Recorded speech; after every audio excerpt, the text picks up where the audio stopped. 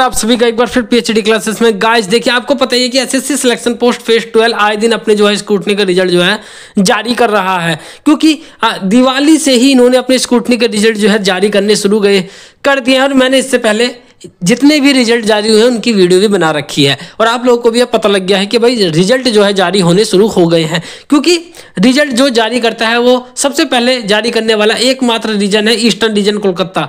Eastern region Kolkata ने फिर जो फेज 11 थे उसमें भी सबसे पहले जो है स्क्रूटनी का रिजल्ट जारी करे थे, और फेज 12 में भी उनने सबसे पहले स्क्रूटनी का रिजल्ट जो है जारी करने शुरू करे हैं। यहाँ तक कि वेस्टर्न रीजन मुंबई ने भी अपनी 3 पोस्टों के रिजेक्शन लिस्ट जो है जारी करी है, तो वो भी जो है आपको मैंने बताया था। ठीक है, चलिए हम बात कर लेते हैं कि आखिर आज किस पोस्ट का जो है स्क्रूटनी का रिजल्ट जो है जारी हुआ है। तो वो पोस्ट भी आपकी ईस्टर्न रीजन कोलकाता से ही है। ईस्टर्न रीजन कोलकाता ने आज देखिए 4 तारीख को, देखिए यहाँ पे मेंशन है आज 4 नवंबर को इन्होंने अभी जो है स्क्रूटनी का रिजल्ट जो है ये जारी करा है। और सबसे पहले अपडेट देने वाला एकमात्र चैनल यही है पीएचडी क्लासेस, जिसे आप इस समय देख रहे हैं। एसएससी सिलेक्शन पोस्ट फेज 11 या फेज 12 से कोई भी स्क्रूटनी का रिजल्ट आएगा या उससे रिलेटेड कोई भी इशू आएंगे तो सबसे पहले अपडेट यही मिलेगी, और आपके जो डाउट हैं उनको सोल्व भी यहीं पे करा जाएगा। आप एक बार कमेंट में भेज देना,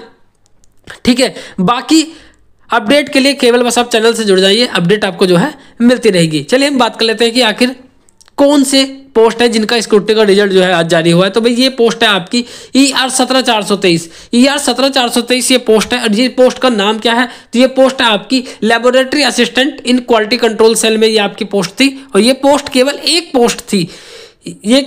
पोस्ट थी, वो भी ST कैटेगरी की थी। तो इस पे जाहिर सी बात है कि सभी ST कैंडिडेट्स ने जो है इस पे अप्लाई किया होगा, ठीक है। तो ये पोस्ट में क्वालिफिकेशन क्या मांगी गई थी? तो भाई देखिए, इसमें क्वालिफिकेशन केवल इसमें 12th पास मांगा गया था, और इसमें बताया गया था कि साइंस स्ट्रीम में होना चाहिए, और आपका biology as a main subject होना चाहिए, या एग्रीकल्चर आपका जो है एज ए मेन सब्जेक्ट आपका होना चाहिए, ठीक है। तो भाई इसमें एक्सपीरियंस का तो कोई झंझट नहीं है, इसलिए बच्चे बहुत ही कम जो है रिजेक्ट हुए होंगे। चलिए आइए हम देख लेते हैं कि आखिर बच्चों की कौन बच्चा रिजेक्ट हुआ और कौन बच्चे को जो है एलिजिबल कैंडिडेट्स की लिस्ट में नाम डाल दिया गया है। चलिए हम बात कर लेते हैं। तो भाई ये है आपकी मनीष कुमार मीना ST कैटेगरी के, इनको एलिजिबल कैंडिडेट्स की लिस्ट में इनका नाम जो है डाल दिया गया है, ठीक है। तो मतलब ये इनको अब आगे कुछ नहीं करने की जरूरत है, आगे जब भी लिस्ट आएगी तो उनमें इनका नाम एलिजिबल कैंडिडेट्स में ही आएगा। अब इन्हें केवल जब DV के लिए बुलाया जाएगा तो जब ये जो है DV के लिए जाएंगे, बट फिलहाल मतलब इनके डॉक्यूमेंट्स क्या हैं बिल्कुल ठीक है, इन्हें चिंता की कोई आवश्यकता नहीं है मनीष कुमार मीना जी को, ठीक है।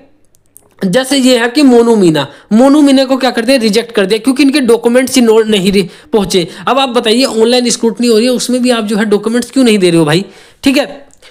तो चलिए हम बात कर लेते हैं कि आखिर कोई अलग केस। देखिए ये वाला केस है आपका थोड़ा, ये है आपका ध्रुवीन बारुआ ST कैटेगरी से इनको प्रोविजनल दे दिया गया है। प्रोविजनल इनको क्यों दे दिया गया है? देखिए 2 चीज पे दिया गया है, एक तो इनको कास्ट सर्टिफिकेट पे दिया गया है, दूसरा दिया गया है date of birth certificate issue date not indicated on the certificate. भाई आ गया भाई, मेरी बात जो है आपको ध्यान में आ गई, क्योंकि भाई मैंने फेज 11 की जितनी भी स्क्रूटनी के रिजल्ट आए थे सबको उधेड़ दिया था। मतलब सारे रिजल्ट जो है बिल्कुल डीपली एक चीज मैंने समझाई थी, इसलिए मुझे जो है सारी चीज़ों के बारे में पता भी था और मैंने आपको बताया भी था। तो अब देखो कितनी छोटी छोटी चीज़ों को ये देखते हैं, और मैंने ये भी कहा था कि भाई बारीकियां बहुत ज़्यादा पकड़ी जाएंगी इन स्क्रूटनी के रिजल्टों में, ठीक है। तो देखिए यहाँ पे इन्होंने देखो क्या बारीकी पकड़ी है, date of birth certificate issue date not indicated on the certificate. मतलब उस सर्टिफिकेट पे जो डेट ऑफ बर्थ मतलब DOB का जो आपने सर्टिफिकेट दिया था वो कब इशू हुआ था उसकी जो डेट है वो इंडिकेट नहीं हुई है उस सर्टिफिकेट पे, इसलिए इनको क्या कर दिया है, प्रोविजनल दे दिया गया है। प्रोविजनल का मतलब ये है कि अगर आप इसके बाद जब आपको आगे बुलाया जाएगा, अगर आप सही से मेंशन नहीं है ये चीजें उसमें, तो आपको सीधा क्या कर दिया जाएगा, रिजेक्ट कर दिया जाएगा। बट अगर आप इसका सही में प्रमाण सही से दे देते हैं कि ये कोई चीज़ गलती से हो गई है, तो उसके बाद आपको एलिजिबल कैंडिडेट्स की लिस्ट में आपका नाम जो है डाल दिया जाएगा। ये देखिए सभी बच्चे एलिजिबल हो गए हैं, तो इन्हें तो कोई दिक्कत करने की आवश्यकता नहीं है। चलिए हम आगे देख लेते हैं। यहाँ आ जाइए, यहाँ देखिए इनको नॉट एलिजिबल कर दिया, कास्ट सर्टिफिकेट नॉट प्रोड्यूस, इन्होंने कास्ट सर्टिफिकेट ही नहीं दिया और ST कैंडिडेट्स की पोस्ट पे इन्होंने क्या कर दिया है, अप्लाई कर दिया है। अब ये देखिए नॉट एलिजिबल कर दिया। क्यों कर दिया है? Education qualification not in the relevant field, मतलब इन्होंने बायो से करी नहीं होगी या पीसीएम में करी हो या जो भी हो, ये तो भाई विमल कुमार मीना जी ही जाने। ठीक है, तो एजुकेशन क्वालिफिकेशन इनकी इस रिलेवेंट फील्ड में नहीं थी, इस चक्कर में इनको क्या कर दिया, रिजेक्ट कर दिया है। ये जितने भी बच्चे अभी जिनका रिजल्ट जारी नहीं हुआ है फेज 12 वालों के लिए है, ये बहुत ही सीखने की बातें हैं कि भाई अगर आपने भी अगर यही गलती करी है तो भाई आपको भी जो है यही परिणाम मिलेगा जो है इन बच्चों को मिल रहा है। अगर एलिजिबल है तो एलिजिबल है, वरना इन छोटी छोटी चीजों पे भी आपको क्या कर दिया जाएगा, रिजेक्ट कर दिया जाएगा। एक देखिए यहां पे आ जाइए, सेम क्वेश्चन ये हो गया, education qualification not in relevant field, दोनों को इस चक्कर में क्या कर दिया है, नॉट एलिजिबल कैंडिडेट्स की लिस्ट में इनका जो है नाम डाल दिया है। ये देखिए ये थोड़ा सा केस मुझे अलग लग रहा है। जैसे ओमकेश्वर जी हैं, एसटी कैंडिडेट से प्रोविजनल दे दिया गया है। क्यों दिया गया है, चलिए ये भी देख लेते हैं हम कि DOB certificate not mentioned in attach certificate.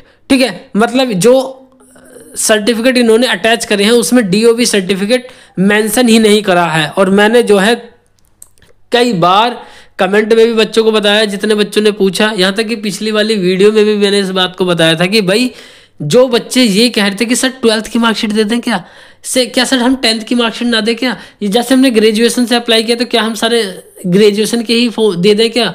तो भाई डेट ऑफ बर्थ जो डिसाइड होती है वो आपके 10th के सर्टिफिकेट से जो है डिसाइड होती है। तो एक डेट ऑफ बर्थ के लिए या कोई एक आईडी वगैरह जो है ऐसी देनी जरूरी होती है जिससे कि वो आपके डेट ऑफ बर्थ को वेरीफाई कर सकें। तो देखिए इन्होंने डीओबी का सर्टिफिकेट दिया ही नहीं, इस चक्कर में इनको क्या कर दिया, प्रोविजनल दे दिया गया है। बाकी एक सेकंड केस क्या है कि भाई date of issue of the education qualification certificate not mention in the certificate. देखिए भाई जिस दिन आपका जो है एजुकेशन क्वालिफिकेशन का सर्टिफिकेट इशू हुआ है, ये आपकी मार्कशीट वगैरह के पीछे लिखा होता है या सबसे नीचे भी लिखा रहता है कि भाई किस डेट को आपका सर्टिफिकेट मतलब इशू हुआ है वहां से। तो भाई वो जो है डेट उसमें ही मेंशन ही नहीं है सर्टिफिकेट में, इस चक्कर में इनको क्या कर दिया है, एलिजिबल प्रोविजनल जो है इनको दे दिया गया है। यहाँ कास्ट सर्टिफिकेट पे भी इनको प्रोविजनल दे दिया गया है। तो ओमकेश्वर जी को कम से कम ये तीनों चीजें सुधारनी होगी, वरना ये जो प्रोविजनल है ये सीधा रिजेक्टेड कैंडिडेट्स की लिस्ट में इनका नाम जो है जा सकता है।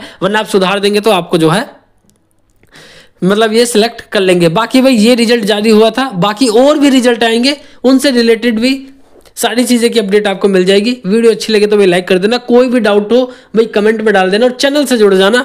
Thank you so much for watching my video, thanks.